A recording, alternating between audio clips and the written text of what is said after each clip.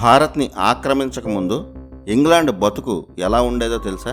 తెల్ల దొరలమని, నాగరికులమని గొప్పలు చెప్పుకుని తిరిగే అక్కడి ప్రజలు తిండికి గతి లేక దొంగతనాలు, దోపిడీలు చేసుకుంటూ ఎంత నీచమైన బతుకు బతికారో తెలుసా? భారత్ని దోచుకోవడానికి ఈస్ట్ ఇండియా సముద్రపు దొంగలు వస్తే వారిని తరిమేయకుండా ఘనంగా సత్కరించి మరీ ఆహ్వానించి దేశాన్నే తాకట్టు పెట్టిన దుర్మార్గులు ఎవరో తెలుసా? బ్రిటిష్ వారి బానిస వలస పాలన పీడ 1947లోనే మన దేశాన్ని వదిలేసింది. కానీ వారు అప్పట్లో చేసిన బ్రెయిన్ వాష్ మాత్రం ఇప్పటికీ చాలా మందిలో కంటిన్యూ అవుతోంది. భారత్ని ఆక్రమించడానికి ముందు ఇంగ్లాండ్ దారుణ చరిత్రను నేటి తరం ఖచ్చితంగా తెలుసుకోవాలి. 14వ శతాబ్దంలో ఇప్పుడు మనం ఘనంగా చెప్పుకునే ఇంగ్లాండ్ ఎంత అనాగరికంగా ఉండేదో తెలుసా?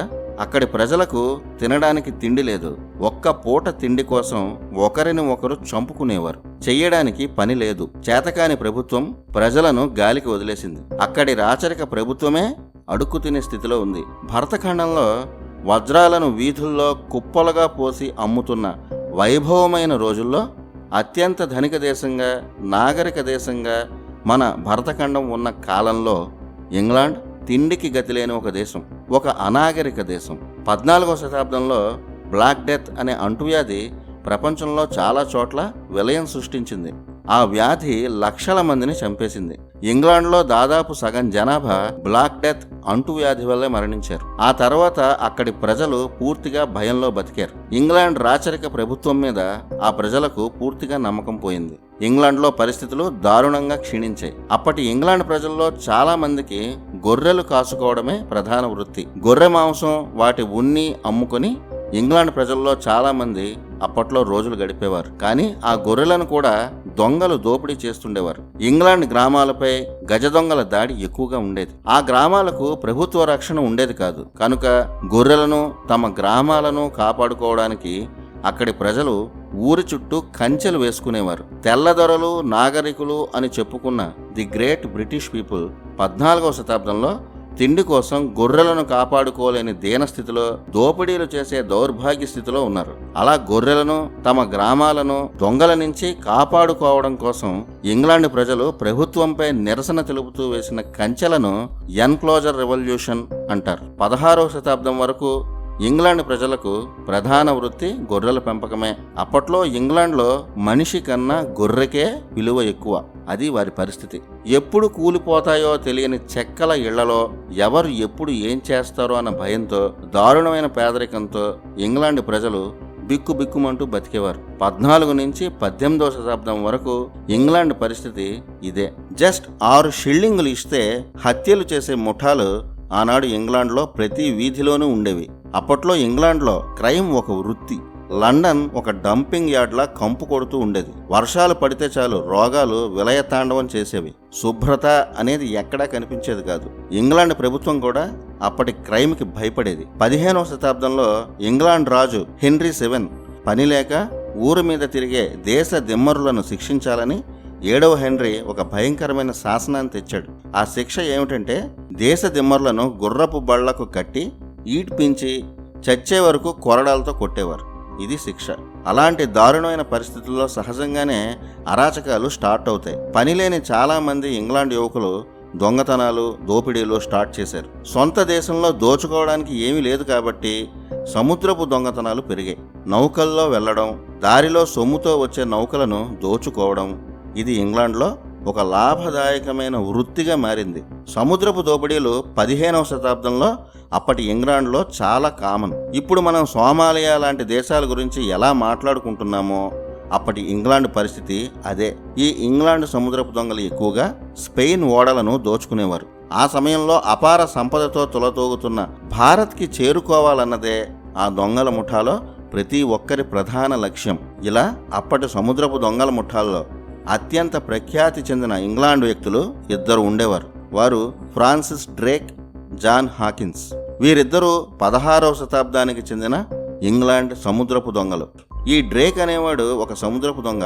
గూగుల్లో సెర్చ్ చేసినా కూడా ఈ ఫ్రాన్సిస్ డ్రేక్ ఒక ప్రైవటీర్ అని కనిపిస్తుంది. పైరేట్ అంటే సముద్రపు దొంగ, అందరికీ తెలిసిందే. ప్రైవటీర్ అంటే అర్థం ఏంటో తెలుసా? ప్రభుత్వం అనుమతించిన సముద్రపు దొంగ. అంటే ప్రభుత్వమే దగ్గరుండి ఇలాంటి వారితో దోపిడీలు చేయిస్తుంది.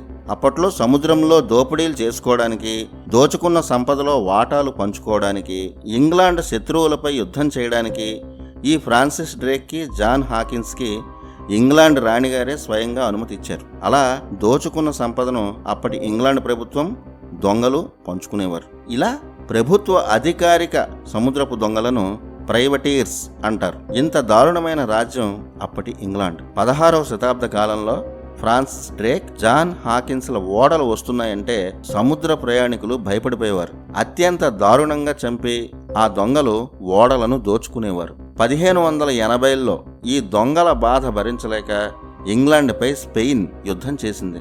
అప్పుడు ఈ సముద్రపు దొంగలు స్పెయిన్ నేవీని ఓడించి వారి సంపదను దోచుకున్నారు.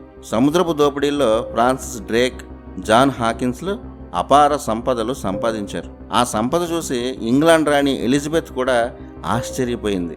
ఫ్రాన్సిస్ డ్రేక్ చేసిన దోపిడీలను మెచ్చుకొని ఒక వీర ఖడ్గాన్ని క్వీన్ ఎలిజబెత్ తన స్వహస్తాలతో ఇచ్చి అతన్ని ఒక హీరోగా గౌరవించింది. అప్పటి ఇంగ్లాండ్ ఎలాంటి దోపిడీ రాజ్యమో చెప్పేందుకు ఇది చారిత్రక వాస్తవం. దోపిడీలకు, దొంగతనాలకు ఇన్వెస్ట్ చేసే దేశాలు నాగరిక దేశాలు ఎలా అవుతాయి? ఈ దోపిడీలతో పాటు అదే 16వ శతాబ్దంలో జాన్ హాకిన్స్ మరో దారుణమైన వ్యాపారం చేసేవాడు. అదే బానిస వ్యాపారం.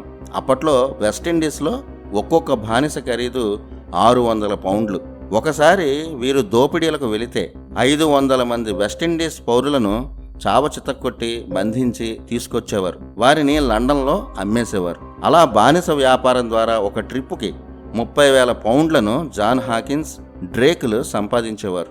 లాభదాయకంగా ఉన్న ఈ బానిస వ్యాపారం ఇంగ్లాండ్ రాణిగారికి నచ్చింది.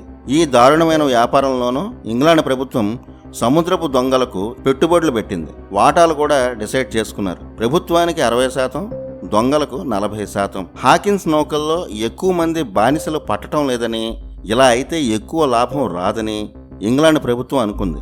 సాక్షాత్ క్వీన్ ఎలిజబెత్ I గారు హాకిన్స్కి ఒక పెద్ద యుద్ధ నౌకని ప్రభుత్వ నిధులతో కాంట్రాక్ట్కి తీసుకుని ఇచ్చింది. స్లేవ్ షిప్, స్మగ్లింగ్ షిప్గా సముద్రంలో అందరినీ భయపెట్టిన ఆ నౌక పేరు జీసస్ ఆఫ్ ల్యూబెక్. అంటే దొంగ వ్యాపారం చేయడం కోసం అప్పటి ఇంగ్లాండ్ ప్రభుత్వం వారు పూజించే దేవుడు పేరు వాడుకోవడానికి కూడా ఏమాత్రం సిగ్గుపడలేదు. జీసస్ ఆఫ్ ల్యూబెక్ అని గూగుల్లో సెర్చ్ చేస్తే ఇప్పటికీ ఆ నౌకను స్లేవ్ షిప్, స్మగ్లింగ్ షిప్గానే చరిత్ర చూపిస్తుంది. బానిస వ్యాపారంలో ఇంగ్లాండ్ రాణి పెట్టుబడికి గాను 60% వాటా ఉండేది. ఆ తర్వాత ఈ వ్యాపారంలో లాభాలు బాగున్నాయని 1567లో మరో 2 నౌకలను జాన్ హాకిన్స్కి క్వీన్ ఎలిజబెత్ ఇచ్చింది. మనుషులతో వ్యాపారం చేసే దారుణమైన చరిత్ర ఇంగ్లాండ్ది. వినడానికే చాలా దారుణంగా అనిపిస్తుంది కదా? అవును, భారత్కి రాకముందు ఇంగ్లాండ్ రక్త చరిత్ర అంతా ఇదే. మన చరిత్రలో ఎంతో గొప్పగా అప్పటి చరిత్రకారులు బ్రిటిష్ వారి మీద ప్రేమతో చిత్రీకరించిన తెల్లదొరల అసలు చరిత్ర ఇదే. ఇంగ్లాండ్ రాణిగారు ఇచ్చిన నౌకలతో ఫ్రాన్సిస్ డ్రేక్, హాకిన్స్లు సముద్ర దోపిడీలకు వెళ్లేవారు. అలాగే ఇంగ్లాండ్పై దాడి చేసే శత్రువులపై యుద్ధం చేసి వారిని దోచుకునేవారు. రాణిగారికి ఆ దోపిడీల్లో భాగాన్ని ఇచ్చారు. ఏ పని పాట లేకుండా డబ్బు వస్తుంటే ఇదేదో బాగుందని ఇంగ్లాండ్ ప్రభుత్వానికి అనిపించింది. దోపిడీలు చేసి రాణిగారి ప్రభుత్వాన్ని నడిపిస్తున్నందుకు ఫ్రాన్సిస్ డ్రేక్ని ఇంగ్లాండ్ నేవీ కమాండర్గా క్వీన్ ఎలిజబెత్ నియమించింది. అంటే దోపిడీల్లో ఇంగ్లాండ్ ప్రభుత్వం, సముద్రపు దొంగలు అఫీషియల్ పార్ట్నర్స్ అయ్యారన్నమాట. ఈ డీల్తోనే జాయింట్ స్టాక్ కంపెనీ అనే పేరు వచ్చింది. అంటే భాగస్వామ్య వ్యాపారం. ఇప్పటికీ వ్యాపారాల్లో ఈ పదాన్ని వాడుతున్నాం. దోపిడీల డబ్బుతో ప్రభుత్వాన్ని నడిపించడం అనే నికృష్టపు చరిత్రను ఇంకెక్కడా విని ఉండరు. బ్రిటిష్ వారు ప్రపంచమంతా సాగించింది ఈ దోపిడీలే. అదే వారి వృత్తి. వారికి తెలిసింది ఈ విద్య ఒక్కటే. ఇక 1600 సంవత్సరం డిసెంబర్ 31 ప్రపంచ ఆధునిక చరిత్రలో, ముఖ్యంగా భారత చరిత్రలో ఈ డేట్ ఒక డార్క్ డే. లండన్ చరిత్రలోని ఆ డేట్కి భారత్కి సంబంధం ఏంటంటే, అప్పటి వరకు ఇంగ్లాండ్ ప్రభుత్వ సహకారంతో సముద్రపు దొంగలు చేస్తున్న దోపిడీలు ఫ్రాన్సిస్ డ్రేక్, జాన్ హాకిన్స్కి విసుగు తెప్పించాయి. ఇంకా పెద్ద దోపిడీ చేసి లైఫ్లో సెటిల్ అయిపోవాలని అనుకున్నారు. దోపిడీలను కార్పొరేట్గా మార్చేందుకు, తమ క్రైమ్ ఆపరేషన్లను మరింత విస్తృతం చేసేందుకు పైరేట్స్ అందరూ కలిసి లండన్లో ఒక కార్పొరేట్ ఆఫీస్ ఓపెన్ చేశారు. ఇందులో బ్రిటిష్ ప్రభుత్వానికి కూడా షేర్ ఉంది. కాబట్టి ప్రభుత్వ సముద్రపు దొంగల కొలాబరేషన్తో మొదలైన ఆ కంపెనీ జాయింట్ స్టాక్ కంపెనీ అయింది. ఆ కంపెనీ పేరే బ్రిటిష్ ఈస్ట్ ఇండియా కంపెనీ. అపార సంపదలు ఉన్న భారత్లో అడుగుపెట్టి దోచుకోవాలని బ్రిటిష్ వారు 1600 సంవత్సరంలో స్కెచ్ వేశారు. కానీ భారతదేశంలో అడుగు పెట్టడం అంత సులువు కాదని బ్రిటిష్ వారికి తెలుసు. కనుక దుర్మార్గాలు చేసైనా సరే భారత్ను ఆక్రమించాలని, వారి దోపిడీని వ్యాపారంగా మార్చాలని ఆ రోజున ఈస్ట్ ఇండియా కంపెనీ ఒక పెద్ద పథకమే వేసింది. దానికి పునాదే ఆ డార్కెస్ట్ డే, అంటే భారతదేశంపై బ్రిటిష్ కన్ను పడిన రోజు. అప్పటికే ఇస్లాం దురాక్రమణలతో భారత్ నాశనమైంది. ఇస్లామిక్ ఆక్రమణంలో అంతా దోచుకున్నా ఇంకా అపార సంపదతో మన దేశం తులతూగుతోంది. ప్రపంచంలో దోపిడీ దేశాలన్నిటికీ ఒకప్పుడు టార్గెట్ మన భరతఖండమే. ప్రపంచంలోనే అంతటి సంపన్న దేశం అప్పట్లో మరొకటి లేదు. ఈస్ట్ ఇండియా కంపెనీ అంటే చాలామంది బ్రిటిష్ ప్రభుత్వం అనే అనుకుంటారు. కాదు, ఈస్ట్ ఇండియా కంపెనీ అంటే ఇంగ్లాండ్ నుంచి భారత్కు వచ్చిన సముద్రపు దొంగల ముఠా. భారత్ లాంటి దేశాలపై పడి దోపిడీ చేసుకునేందుకు, వాటాలు పంచుకునేందుకు, ఆ దేశాల్లో వ్యాపారాలు చేసుకునేందుకు ఇంగ్లాండ్ ప్రభుత్వానికి ఈస్ట్ ఇండియా కంపెనీకి మధ్య ఒక దోపిడీ ఒప్పందం కుదిరింది. అలాగే తాము సొంత సైన్యం సమకూర్చుకుంటామని కూడా ఈస్ట్ ఇండియా కంపెనీ ఇంగ్లాండ్ ప్రభుత్వం దగ్గర అనుమతి తీసుకుంది. అలా ఇంగ్లాండ్ రాణి ఎలిజబెత్ అనుమతితో ఈస్ట్ ఇండియా కంపెనీ సముద్రపు దొంగల ముఠా ప్రపంచంపై పడింది. ముఖ్యంగా భారత్పై పడింది. 18వ శతాబ్దం నాటికి బ్రిటిష్ సామ్రాజ్యం విస్తరించడానికి ఇంగ్లాండు రాణి ఇచ్చిన ఈ దోపిడీ ఉత్తర్వులే ప్రధాన కారణం. 1608లో భారత తీరానికి వచ్చిన ఫస్ట్ ఈస్ట్ ఇండియా కంపెనీ దొంగల నౌక పేరు హెక్టర్. హెక్టర్ అంటే దౌర్జన్యం చేసేది అని అర్థం. ఈ హెక్టర్ నౌక కెప్టెన్ జాన్ హాకిన్స్. ఇలాంటి సముద్రపు గజ దొంగలను తన్ని తరిమేయకుండా భారత్లో అడుగు పెట్టనిచ్చి సాదరంగా ఆహ్వానించి దేశాన్ని తాకట్టు పెట్టిన అప్పటి మొఘల్ రాజు జహంగీర్. జహంగీర్ వల్లే ఈస్ట్ ఇండియా కంపెనీ భారత్లో నెమ్మదిగా విస్తరించడం మొదలుపెట్టింది. భారత్ సంపదను చూసి హాకిన్స్ కళ్ళు తిరిగిపోయాయి. ఈ సంపదను నౌకను కొల్లగొట్టినంత ఈజీగా దోచుకోలేమని అతనికి అర్థమైంది.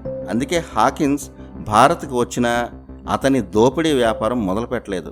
ఒక టీమును తయారు చేసి ఈస్ట్ ఇండియా కంపెనీ తరపున ఒక్కొక్కరిని మన దేశం మీదకు వదిలాడు. హాకిన్స్ తర్వాత ఒక్కొక్కరుగా ఈస్ట్ ఇండియా కంపెనీ తరపున వ్యాపారుల ముసుగులో ఇంగ్లాండ్ నుంచి ముఠాలుగా రావడం మొదలుపెట్టారు. వారి సొంత సైన్యాలు ఏర్పాటు చేసుకున్నారు. అప్పటి మొఘల్ రాజులు వారు సామంతుల నుంచి అనుమతులు తీసుకొని ఒక్కో ప్రాంతాన్ని ఆక్రమించి ఈస్ట్ ఇండియా కంపెనీ తమ స్థావరాలను ఏర్పాటు చేసుకుంటూ వెళ్ళింది. వారు కనిపెట్టింది ఏమైనా ఉంటే అప్పటికి విధ్వంసాలు సృష్టించే ఆయుధాలు. ఆ ఆయుధాలతోనే భారతీయులను భయపెట్టి విధ్వంసం సృష్టించడం మొదలుపెట్టారు. 1611లో కెప్టెన్ మిడిల్టన్ సూరత్లో వ్యాపార కేంద్రం తెరిచాడు. అప్పటికి భారత్లో వ్యాపారం కోసం ట్రై చేస్తున్న పోర్చుగీస్ సైన్యాలను మిడిల్టన్ ఓడించాడు. 1612లో ఈస్ట్ ఇండియా కంపెనీ నుంచి కెప్టెన్ బెస్ట్ వచ్చాడు. ఇప్పటి గుజరాత్లోని సూరత్లో పర్మనెంట్గా ఈస్ట్ ఇండియా వ్యాపార కేంద్రాన్ని పెట్టింది అతనే. ఇదే భారత్లో ఈస్ట్ ఇండియా ఫస్ట్ స్టెప్. ఆ తర్వాత అహ్మదాబాద్, బుర్హాన్పూర్, అజ్మీర్, ఆగ్రా ఇలా ఈస్ట్ ఇండియా కంపెనీ వ్యాపారం పేరుతో నెమ్మదిగా విస్తరిస్తూ పోయింది. 1615లో జహంగీర్ దర్బార్కి బ్రిటిష్ రాయబారిగా థామస్ రో వచ్చాడు. అతను 1615 నుంచి 1619 మధ్య అంటే 3 ఏళ్లలో 2 అనుమతులను జహంగీర్ నుంచి పొందాడు. అవేంటంటే తమ వ్యాపారాన్ని ఎలాంటి ఆటంకాలు లేకుండా కొనసాగించుకునే హక్కు, రెండవది భారత్లో తాము చేసే వ్యాపారాలకు మొఘల్ సుంకాల నుంచి మినహాయింపు.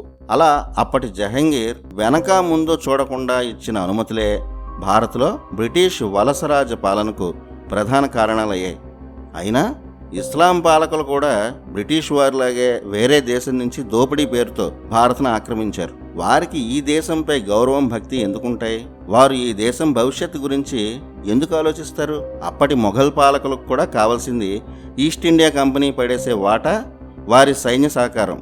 జస్ట్ వ్యాపారం కోసం జహంగీర్ ఈస్ట్ ఇండియా కంపెనీ అడిగినవన్నీ ఇచ్చి దేశాన్ని తాకట్టు పెట్టాడు.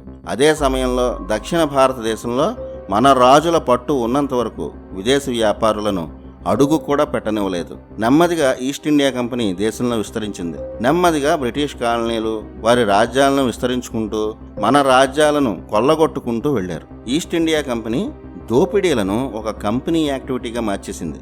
ఇక్కడి రాజులకు తమ సైన్యంతో సహకరించినట్టు నటించి చివరికి వారినే మోసం చేసి రాజ్యం లాక్కోవడం, ఆ సంపదను లండన్కు తరలించడం, ఇది ఈస్ట్ ఇండియా చేసిన దోపిడీ పర్వం. ఇలా ఒక్కో విషపు అడుగు వేసుకుంటూ ఈస్ట్ ఇండియా కంపెనీ పాలన మొదలైంది. 1700 సంవత్సరం వచ్చే సమయానికి ఇప్పటి ఆంధ్రప్రదేశ్, మద్రాస్ తీర ప్రాంతాల వరకు ఈస్ట్ ఇండియా యాక్టివిటీస్ విస్తరించాయి. అటు కలకత్తా నుంచి ఇటు మద్రాస్ వరకు ఈస్ట్ ఇండియా కంపెనీ విస్తరించింది.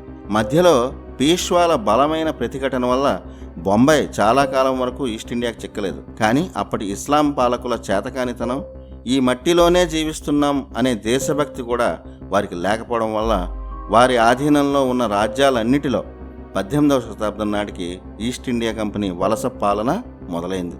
అప్పటి వరకు ఒక కంపెనీగా మాత్రమే ఉన్న ఈస్ట్ ఇండియాని బ్రిటిష్ ప్రభుత్వం తమ అధికార ప్రతినిధిగా గుర్తించి భారత్లో వలస పాలనను స్టార్ట్ చేసింది. అలా సముద్రపు దొంగలుగా వచ్చిన వారు భారత్లో పాగా వేశారు. ఆ తర్వాత ఈస్ట్ ఇండియా, బ్రిటిష్ ప్రభుత్వం కలిసి మన దేశాన్నే బానిసగా చేశారు. ఇలాంటి దొంగల పాలనను నాగరిక పాలన అని, బ్రిటిష్ వారు గొప్పవారని ఇప్పటికీ చెప్పేవారు ఉన్నారు. వారెవ్వరికి ఈ చరిత్ర తెలుసో లేదో. భారతదేశాన్ని దోచుకోవడం, ఇక్కడ సంస్కృతిని విధ్వంసం చేసి ప్రజలను బానిసలుగా చేయడం, ఈ రెండే అప్పటి బ్రిటిష్ వారి లక్ష్యాలు. రహదారులతో సహా లండన్ నగరం అంతా భారత్ నుంచి దోచుకున్న సొమ్ముతో అభివృద్ధి చేసిన నగరం. ఒకవేళ మన భరతఖండంలో ఇస్లామిక్, బ్రిటిష్ దురాక్రమణలు లేకపోయి ఉండుంటే ఇప్పటికీ ప్రపంచంలో అత్యంత ధనిక, ఆధునిక దేశంగా భారత్ మాత్రమే ఉండేది. ఇందులో ఎలాంటి సందేహం లేదు. ఒక ఇంటిని దోచుకుంటేనే మళ్ళీ సంపాదించుకోవడానికి ఒక జీవితం సరిపోతుంది. అలాంటిది భారత్ లాంటి అద్భుత దేశాన్ని కొన్ని శతాబ్దాల పాటు దొంగలు దోచుకున్నారు. భారత్కి రాకపోయి ఉండుంటే ఇంగ్లాండ్ అనేది ఒక అనామక, అనాగరిక, ఆటవిక రాజ్యంగానే ఇప్పటికీ ఉండేది. ఇప్పుడు ఎంతో గొప్పగా చెప్పుకుంటున్న ఇంగ్లాండ్ వైభవాల వెనక ఉన్నది భారతదేశంపై పడి దోచుకున్న దోపిడీ సంపద. బ్రిటిష్ మ్యూజియంకి వెళ్ళి చూస్తే అక్కడ ఉన్న వాటిలో 80% మన భారతదేశం నుంచి దోచుకున్న సంపదే కనిపిస్తుంది. 1900 సంవత్సరం తర్వాత ఇంగ్లాండ్లో వచ్చిన ప్రతి ఆధునికత వెనక ఉన్నది భారతీయుల రక్తమాంసాలే. ఇది చాలామంది ఇప్పటికీ నాగరికులుగా భావించే బ్రిటిష్ అనాగరిక చరిత్ర. జై హింద్.